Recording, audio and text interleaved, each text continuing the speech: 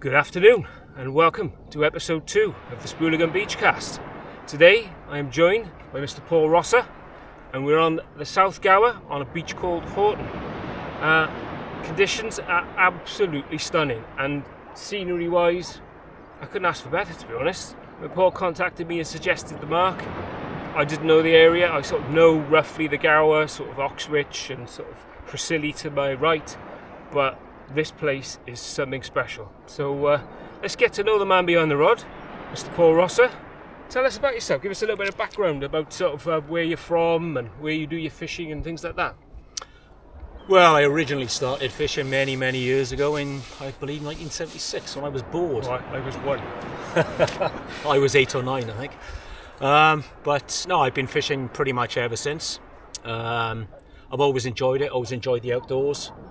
As a kid I used to go rock pooling and all the rest of it. Always loved messing around. Yeah. So for me it's to be outdoors in settings like this and weather like this. This is just so good for the soul. There's hardly anyone on the beach apart from occasional walkers, and everybody's been polite, said hello and how you doing, have you caught anything. Rods are out on first cast, Paul's had a dog already, so we're getting bites, so things are looking good. But for me today, this is beautiful. I couldn't ask for anything better. I mean, I'm so used to sort of down my way, Roost, Barry, chocolate muddy water, but this is exceptional, Paul. I thank you for bringing us to this mark. It was a little treat this morning as well, I'll let you in on. Paul cooked me a nice sausage bat before we started, so we're full bellies. We got some cracking baits, which we'll go into shortly and give you a bit of background about what Paul does for a living. But for now, we're first cast out and going for it. So the venue we're at today is Horton, which is on the South Gower. What kind of species you kind of target here, Paul? Generally, this time of year now we should be getting, well, hopefully we'll get some place. You get the odd ray here. If the smoothhounds turn up, you get those. Yeah. Small bass, sometimes you get the odd fish to 3, 4, 5 pounds here on the beach. Obviously plenty of dogfish. You get red gurnard here, you get tub gurnard here. I wouldn't mind one of those. And obviously you get dabs. In the winter you get flounder, you get whiting. I haven't seen a pouting here for many years, but no, I think they're pretty around. rare. Than my end of the sort of coastline is same as whiting. You know, although Ray Christopher Attle did have one on last Wednesday at Fonty, which I've not seen a whiting or a pouting at Fonty for a long time. So it's one of those fish that seems to be in decline, unfortunately. Yeah. So what's your tactics for today on this beach? I'm guessing you've fished this plenty of times. Yeah, I've fished this quite a bit. Over the past few weeks especially, trying to get a place out. I've not managed one yet this year. But generally I fish 2 hook rigs, clip down, ragworm, lugworm, bits of crab. If I'm targeting a ray here, I'll use small sections of bluey or mackerel or squid bombs. But generally 2 hooks, clip down, put them as far as possible. What sort of size hooks you go with? For place and flatties I use a size 2 Camasan B940. Okay. For hounds, rays, I go up to about a 3.0 uptide Viking on a pulley rig then. Yeah. But yeah, Crab baits for those guys? Your hounds, yeah, generally crab baits. Yeah, crab baits for bass. You do get the odd bass here. There's no surf running today, so if you do get bass, it'll be small schoolfish. It's just the conditions. It's flat calm. I will put some drone footage in of sort of where we are in relation to the beach. But any advice for any sort of people watching? How to fish it? What sort of tides to look out for? Size tides, neat springs. Generally, it fishes best on a building spring tide, Okay. especially the bigger tides. I think we're just about peak now today. I think it's nearly a 12.5 metre tide, which is ideal conditions. Okay. Further down the beach there, you can dig or you can pump black lugworm. So especially during the winter. On the bigger tides. On the bigger tides, you need certainly 12 metre plus to be able to pump the worm here. Okay. But yeah, generally the bigger tides. It doesn't really fish on small neat tides. I've tried and I've not had much success here at all, really. No, it's looking fishy out there, let me say. But I'm slightly overgunned today. I've got my T1000. I have got my Bass Pro with me. I see you've got T900s fishing. I'm experimenting with this idea of this minimal quiver. Whether I can go down to a minimum of 3 rods to cover all my fishing.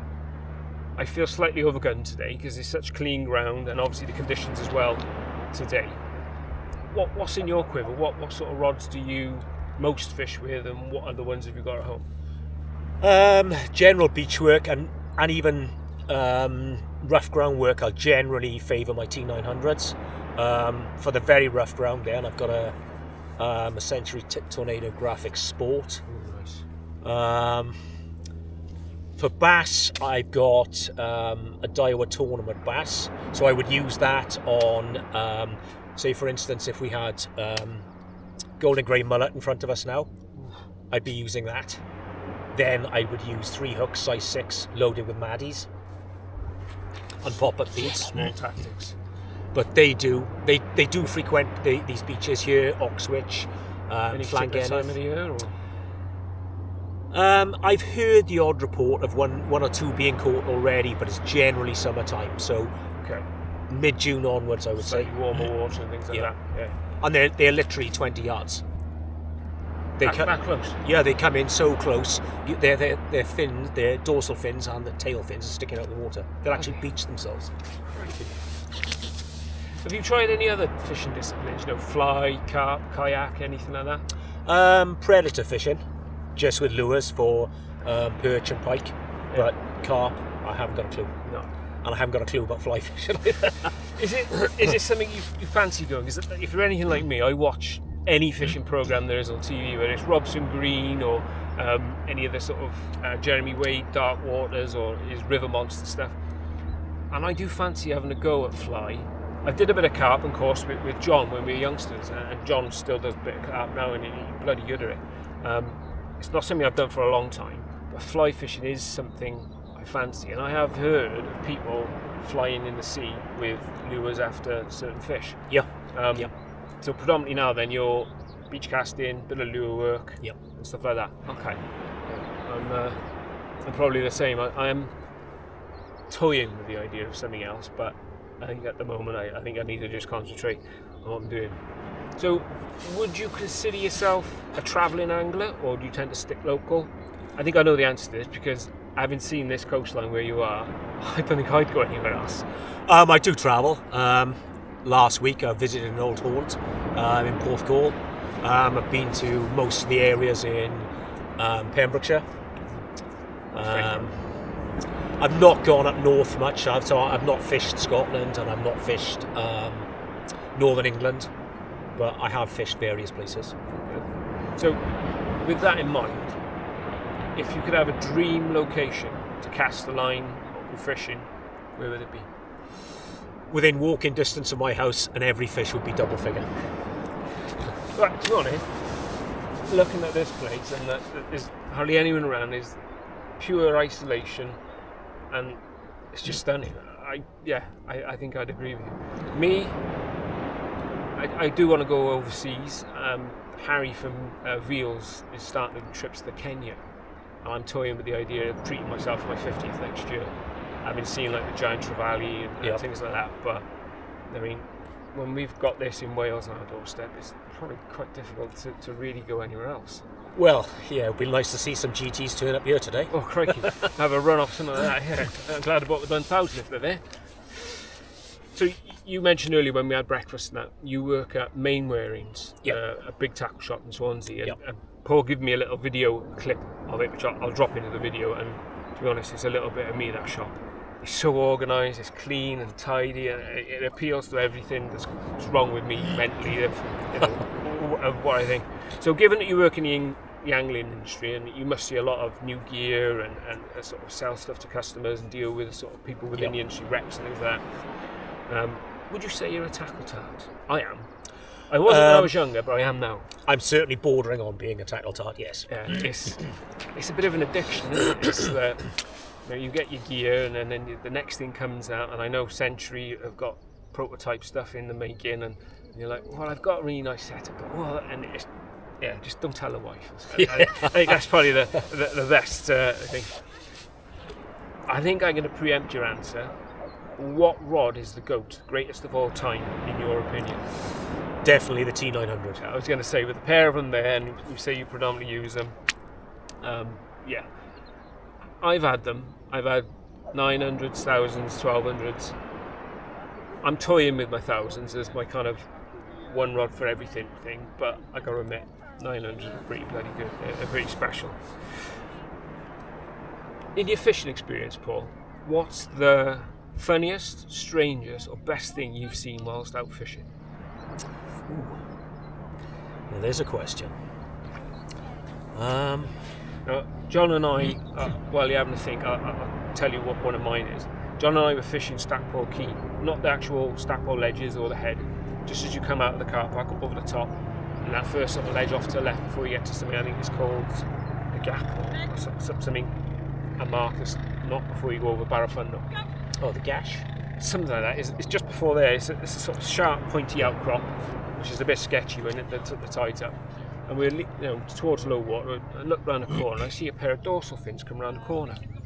And I say, "Oh, John, we saw dolphins." He said, "That's not dolphins. Look at the dorsals." And they were like really tall, upright. I was like, so we were watching for a bit, and they were in front of us, and there was two of them, and they seemed to be chasing a baby seal, and their tail slapping it, and then they're starting to do, I think it's called peekaboo or peephole, where they surface and sort of look round. And we were filming it as best we could with iPhone. Hey, buddy. Hello there. Still going for your walk. And we were filming it with our phones, and it was only afterwards when you sort of play it back and you zoom in, black and white. And I'm like, okay. Yeah. I've sent it to Marine Watch or Marine Sea Watch, or it's some sort of foundation that deals with sort of sightings and things like that. They won't confirm it, and I put it online, and Pembrokeshire Post and different newspapers featured it. No one will confirm what it is.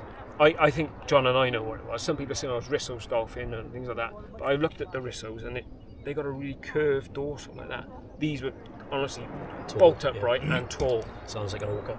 And I researched it then, and there have been, I think it's something like 10, 15 sightings in the last 20 years in Pembrokeshire. So it's not unheard of that it could happen, but for me, that was probably one of the best things I've seen whilst fishing. So, anything, obviously you can't match orca, but... No, I can't. Nudists? There was one day when myself and a friend, Gareth Davis, fished Stout Point, and as we climbed back up the cliff and got to the coastal path. Is that Heartbreak Hill, or Heart Attack Hill? Something like that, yeah, it's a bit scary. There was a couple, should we say, having fun. Oh. So that was an unexpected sight. But I've seen somebody nude doing, I presume, yoga or something on Barrafundo when we were going across the Stackpole ledges once. Given that my eyesight's as bad as it is, I didn't really get to see much, but she definitely didn't have clothes on, and if you're that isolated, who cares? I mean, go for it, I say.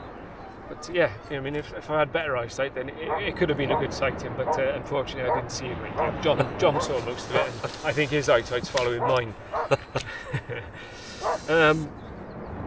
While we're on your fishing, what capture of fish, shall I say, are you most proud of? It doesn't have to be a PB, but just something that, I don't know, maybe you targeted it and eventually your tactics worked and you got it, and you know, it's not necessarily a sort of a fish in terms of, oh, it's a specimen size, just something you may have targeted or something you're particularly proud of that you've gone after and you've caught. Or I've definitely enjoyed the hounds I've caught. The biggest I've caught is 15. Ooh. Just over 15 from the shore. Good fight. Yeah. That particular day, myself and a friend went to Aberthaw, and we didn't have a fish under £10. See, I live literally minutes from Aberthaw, and I fished it 2-3 times in my life. I've just never had the opportunity, or I've always been a poor ass student, couldn't afford to like bottom leads every 5 minutes, but you know, or crab or things like that. But and to be honest, we never really knew much about smooth hounds when we were youngsters. It was never, we never went after them. No, well, they've become more prolific as time has gone by. Now they're once they hit the beaches, they're everywhere now. Well, this week I've seen, Instagram is lit up with hounds. I know Gary Pye was up on the west coast. I presume it's up that way. Hounds and taupe. And I know Carl is on Stackpole today. He's had a taupe. So yeah, it's prolific. And this time of the year, I think whether the water is warming up or they're chasing mackerel or the hounds are after the crab, I'm not quite sure, but it's this week on social media there's just been hounds everywhere. Yeah. So you think we might be with a chance one here today, possibly? Conditions wise, I would say when the tide starts to flood, that'll be our best time. But looking at the conditions, I mean, if they're going to turn up, then why not here? Okay, well the tide is ebbing out. I think low water is 2 and we're just coming up to 1 o'clock now. This is my second cast. We are going to move down with the tide, and I will get the second rod out afterwards. You've already got 2 out. Yeah. A bit more organised than I am. I'm a bit all over the place trying to set up cameras and bloody microphones that don't work. So we're going to have a drink, bite to eat, get a few more casts out, and we'll bring you back shortly and chat a bit more.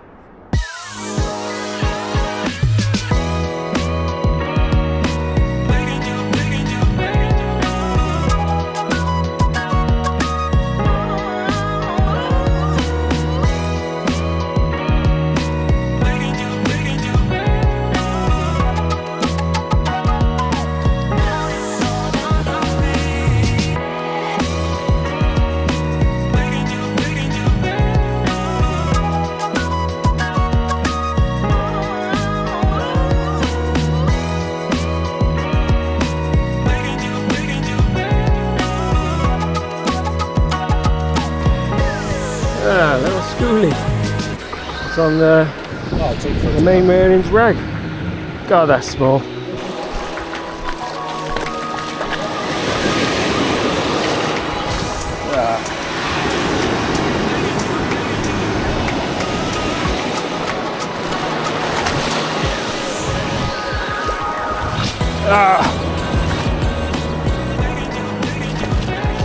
I went a bit too deep. Trying to do my good bit for fish care. Went over the top of the wellies.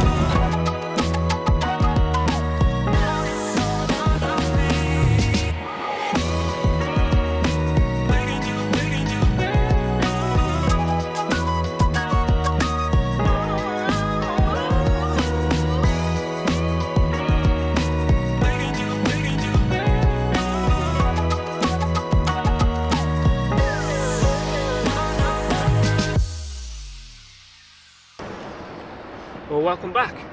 We've had a drink, got some fresh casts out. Tide looks like it's on the change, so it should be starting to flood, and all shows me this is kind of sort of prime time for this sort of venue. We're starting to get a bit more movement in the water, which is something I like. Is the saying that where there's tide, there's fish. All we need now is a big gang of birds to start working the water, and we give us some serious confidence. But we got prime baits. Paul sorted that for us from the shop. So we got rag, some lug that you dug. Yeah, locally pumped lug. Yeah, locally pumped lug. We got fresh peelers. I got a little bit of squid, and I'm sure there's some razors Paul put in there for me as well. So we'll try a bit of everything and see if we can't winkle out a fish. But for now, we're just going to carry on having a chat, enjoy the surroundings. While we're having a drink, we're chatting away about the sort of the beach cast and what I've got planned with it and how it came about, to be honest. Next week down in Cornwall, weather permitting, so fingers crossed I can get myself down there to meet Gareth. But it was never meant to be me in front of the camera, because right from the start I always said I didn't want to do it. I want to be that side of the camera, but I am slowly gaining confidence. So apologies to Paul for being a bit of a guinea pig of me trying my best to talk and introduce some sort of questions and content. But we managed to get onto the subject of sort of fishing, and what I'm going to use the BeachCast to do is, as a designer, learn the regional differences and also to meet people. I mean, I met Damien a couple of weeks ago, had a fantastic day out with him. Today with Paul in a beautiful part of Wales. So yeah, Paul, you were talking about sort of the camaraderie and the people you meet through fishing, and you've mentioned quite a few guys that you've fished with for like 20, 30 years. Are they guys you've met through fishing? And yeah, generally yes. Say where I grew up, sort of Porthcawl, Bridgend area. A lot of we had a local angling centre at the time, so a lot of people used to call in there, get some bait, have a chat, have a coffee, and have a natter, and it was just good fun times. Yeah, just having a banter with the lads and a bit of Mickey taking, no doubt. And oh, definitely. You said you were in a club. What club was that? I was a member of Porthcawl Angling Club. I think there was one in Pyle, I think, as well. And also there was Sony Sea Angling Club. I was a member of that. Is that somewhere you worked? Or? No. They just had a club. They just had a club, yeah. So I joined that for. That's Pencode, isn't it? Yeah, Pencode. Yeah. It's still there. Is it still there, it's Sony? closed now. No, it's gone. Yep, like a lot of other places. Yeah, definitely. No, I've never actually been in a club. Like you said when we were driving down earlier, I didn't want the sort of obligation to, I've got to fish a match or is it a comp on or something like that. I don't know whether it would take away the sort of enjoyment, but like we were saying off camera, that as a designer I need to understand what matchmen want, how they operate, the pace that they work at. Yeah. Is that how a match is? That every 10 minutes got a cast or yeah, generally sort of a lot of people time their baits like 15 minutes or whatever. You're constantly rebaiting spare rigs or changing over rigs if something's not working properly or you don't think it's going to catch fish. You should have other rigs in your armoury to try out, and different baits and different ways to present those baits. Yeah. I watch a YouTube channel, a guy on the Isle of Wight, Dylan, Frugal Outdoors is his channel. So Dylan, if you're watching, hello bud. He fishes matches with his club, South Isle of Wight Danglers, I think their club is called. And he's quite new to sea fishing, but he's really sort of getting into it and doing well. I think he was like champion or something last year. He's only been doing it a few years, so he's like a natural fisherman. So I'm like, maybe I should give it a go, but I don't know if I'd want the pressure. I don't know if it would take away the enjoyment of pleasure angling and the pace at which I go. And I suffer from mental health, and for me, fishing is my release. Yeah. It's my way of, like we were saying earlier, being isolated, forgetting about everyday stuff, work, bills, mortgages, all those sorts of things. So I don't know if doing a match would kind of spoil that for me. Whether I'd feel pressured or... And I'm naturally a competitive person, but I don't know. I think I think the only with a match you could only pressure yourself. I mean, if you've got confidence in your rigs and you've got confidence in your bait and you've got good bait and your casting's all up to scratch and everything's you can only do what you can do. I suppose it's no different to your pleasure angling. You can only catch what's in front of you. Yeah, you can maximise your chances with optimal bait, getting the best bait you can, and being meticulous with your rigs, and like you were saying about your sort of frequency of your changing baits and casting. I don't know. I should try it. I really should try it. I should have a go, and because I know Real Minds, the mental health charity, which I'm due to do a session with them on the 24th on NAP. Have a chat with them and understand what they do, and I think maybe even talk about the mental health issues I've got, just sort of understand the link between fishing and sort of helping people that they've found. So I want to try a comp, but I don't know if I put pressure on myself a little bit. I don't think I don't think pressure is the issue in that. You know, you've got to enjoy it. If you enjoy being outdoors, which I do, I think as fishermen we all do. Particularly in environments like this, you know, there's a paddle boarder out there now. People walking. It's absolutely beautiful. I can see why people love the Gower. Yeah, I mean, I'd never heard of this beach before. I know obviously Oxwich and other places, sort of more common, sort of known areas, but Horton, I wouldn't have had a clue. It's lovely wide open space, isn't it? You know, It's phenomenal. It's nice to be out, and you know, we've got glorious weather. Yeah, it's unbelievable. I'm really thankful for you bringing me here. It's a stunning place. I'm glad you like it. It's fab. Right, we're going to do a rapid 10 questions. It's something that John had put in place, and I think it worked well. You know, so a few questions will be a bit daft, some might be fishing related, and then to finish off we'll have a bit of a game of rock, paper, scissors. John failed miserably against Damien over in Clevedon, so it's not going very well. I can't guarantee I'll be any good there either, John, so I think the guests are going to be winning 2-0. So let's go on with some rapid 10 questions. So, fish finger sandwich, what are you saying on the condiment? Ooh. Red sauce. I'm a salad cream guy, me. I think I know the answer. Rod butts on the floor or in cups? In cups. In cups, especially on a venue such as today. What's your shock leader knot of choice? Generally, if I tie them at home, bimini twist or something, or a spider hitch. Yeah, no, I'm the one that Lee showed me. I think it's called the Yucatan. I use that as well. Oh. Actually, I'm using that on so simple. Those reels today. So simple. Even I got 80-pound leader on those reels. It's still nice. Goes to the eyes, lovely. So yeah, bimini used to, but you know, going around the foot and one of them twists. Nightmare to tie on the beach. Super strong. I'll give it that. It's mega strong. What's your go-to rig? The one rig that you seem to use a lot of the time in most scenarios? 2-hook, clip down, or pulley. I use both of those a lot.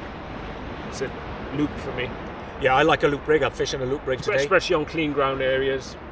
I'll always bang out a loop of various sizes, different lengths. So there, but for me, it's fab. So off-piste now, slightly weird, a bit different. Did you have posters on your bedroom wall as a kid? If so, of what and who? Yes, I did. Ooh. Manchester United and Liverpool. Both? Yeah. Couldn't decide which to support? No, supported both. Supported both? Oh, that's different. What happens when they played each other? Oh, that didn't happen very often. I had Volkswagen Beetles. I'm obsessed with old vintage Volkswagens myself. Monty Python or Only Fools and Horses? Only Fools and Horses. Monty Python. I think it's just a little bit daft and soft in the head. Okay, here's my would you rather, like we mentioned earlier. Would you rather only fish one venue for the rest of your days, or only have one bait and fish anywhere? So, what bait, what venue? One bait, fish anyway. Bait crab. We were thinking that when we started doing this, that people would be sort of squid. Squids were number one if I only had one bait.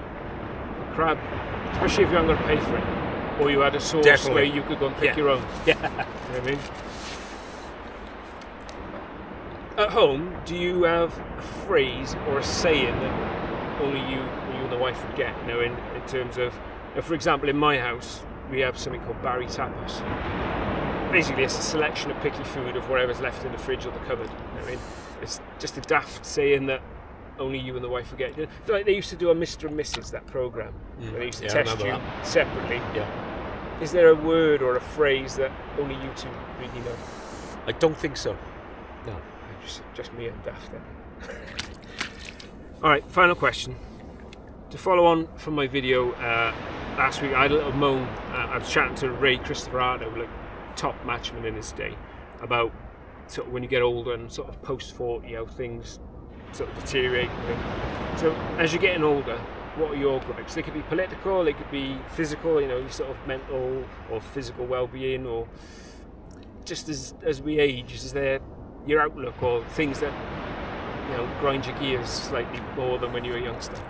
I think the one thing at the moment would be the cost of living.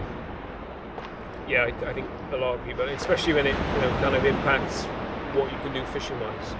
Yeah, and like you were saying about your bait of choice, crab. Last year I used Iceland prawns a lot, mainly because it's just so expensive for crab. They're like £1.50 each. Yeah. And if you're casting out, within seconds of dogfish is having it, it's like £1.50, £2 per cast. It just gets expensive. Where three for a tenner, those pack of prawns, and they fish well. So. Yeah, I got some prawns in the freezer. I was going to bring them today, actually, but... but when you got fresh crab, there's no beating fresh crab. No, hopefully not. The conversation last week with Ray was, because I was rushing, so it was a bit of a last-minute session. I forgot to put my lens in, so I had glasses on. And I sort of started going on about post-40, your eyesight's going, your hearing's going, my knees post-rugby are wrecked. So, yeah, it was just a bit of a moan. But I do find myself getting a little bit political. As a youngster, when I played rugby, and I wasn't really that political. I didn't pay much attention to it, but I'm getting a little bit more political now. I think this morning on the news they were talking about some Conservative MP who's defected to Labour, and I'm like, who cares? Yeah. You're all as bad as each other. Yep, definitely. Overpaid waste of time. I mean, sorry if anyone's Labour fan or fan, I'm not trying to impose my opinion, but just as I've got older, I found myself being a bit more aware of political issues like Brexit. I voted leave because I thought they'd sort out our fishing industry, chuck out some of those Spanish-French trawlers, give our waters back to our boys, and sort out the quotas. But none of it's happened. None of it's happened. It's all been lies. It's just, and our fishing industry's struggling. So it's, I am becoming more, if you want to call it political, but aware of things like that as I age. Yeah, Brexit was a lie, really. Yeah, I feel a bit duped, and when you try and order anything from outside of some Wales, England area, you get taxes. I had a customer in Ireland who wanted some stuff. I sent him stuff. I had to do an import and customs thing, and I'm like, gee, nightmare. Yep. All because of Brexit. So, right, let's try this rock, paper, scissors. I haven't played it for years. I know with John, he was doing 1, 2, 3, shoot, and it was best of 3. So we'll try it. So we'll go on 1, 2, 3, shoot. I haven't played for you, so are you ready? Yeah. Let's try this. Right. 1, 2, 3, shoot. Woof. 1, 2, 3, shoot. I said that we got a lot in common. We've done it, outdo each other. Right, 0-0. Let's say 1, 2, 3, shoot. Woof. 1-0 to you. No, me. You. I blunted you, that's right, yeah. Whoa. Ready? 1, 2, 3, shoot. Oof. 1-0. 1, 2, 3, shoot. 2-1. 2-1. This is it. 1, 2, 3, shoot. 1, 2, 3, shoot. Wrapped 2-all. This is it. Last one, shoot out. Here we go. 1, 2, 3, shoot. 1, 2, 3, shoot. Winner. Sorry, John. I tried my best, mate. I'm not very good at this. He's doing it. So it's 2-0 to the guests, 0 to Team Spooligan.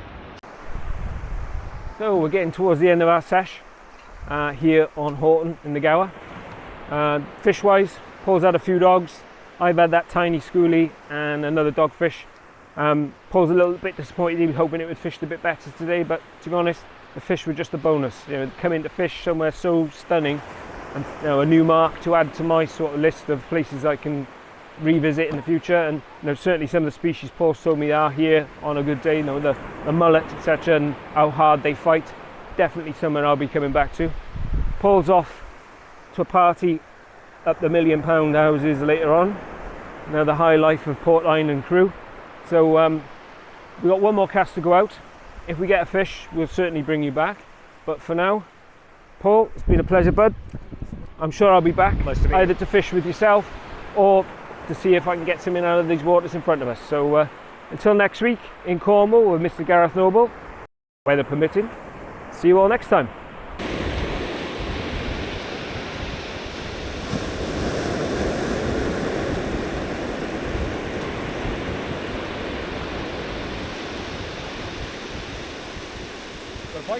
Yeah, nice one as well. Decent pull down. Good.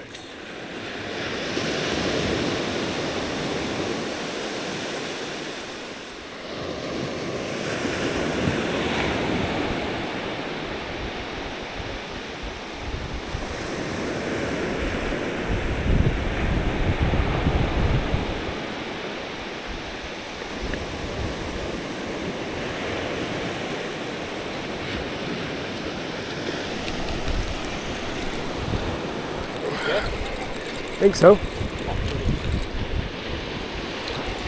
Couldn't tell you what it is, but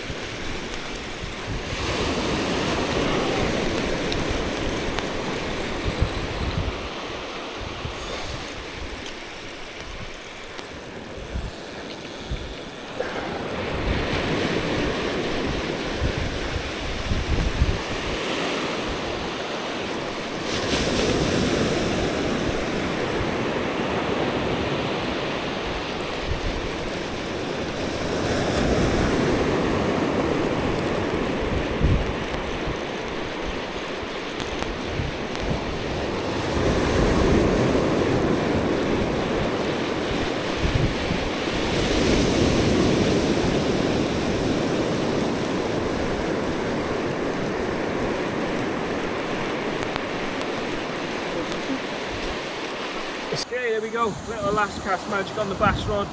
Exactly the same hook as all the other fish I've had today. Top hook, size 1 on the little loop rig. Nice little place. He's deep hooked, so and he's eatable size. So I think that's going to be my tea for tomorrow. So Paul did say expect place, and he wasn't wrong. So happy days. Oh, yeah.